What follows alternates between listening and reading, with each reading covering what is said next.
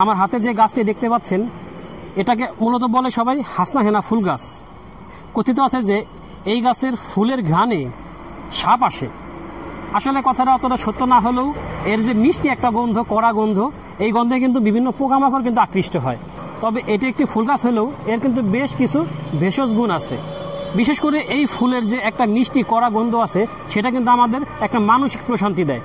আবার যাদের শ্বাসকষ্টের সমস্যা আছে সেক্ষেত্রে কিন্তু এই গাছের এই যে ঘ্রাণ বা এই মিষ্টি গন্ধটা শ্বাসকষ্ট দূর করে। ত্বকের যত্নে কিন্তু এই গাছের পাতা এবং ফুলের রস বেশ উপকারী। বিশেষ করে এই গাছের পাতা এবং ফুলের বেটে যদি সেটা গরম করে ফোড়ার উপরে লাগানো যায়, ফোড়ার যে ব্যথাটা সেটা কিন্তু উপশম হয়।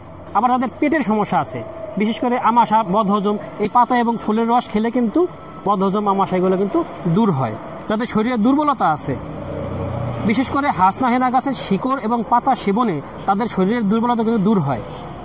অন্যদিকে হাসনা হেনা ফুল সাধারণত রাত্রে ফুটে, যার জন্য দিনের বেলা কিন্তু এর প্রকৃত সৌন্দর্য উপভোগ করা যায় না বা বোঝা যায় না। এর মূল উপভোগ করতে হবে এর সৌন্দর্যটা রাত্রের বেলা। একটা কড়া মিষ্টি গন্ধ চারদিকে ছড়িয়ে দেয়। তবে এটা একটা ফুল গাছ, সাথে একটি ভেষজ গাছও বলা যায় একে।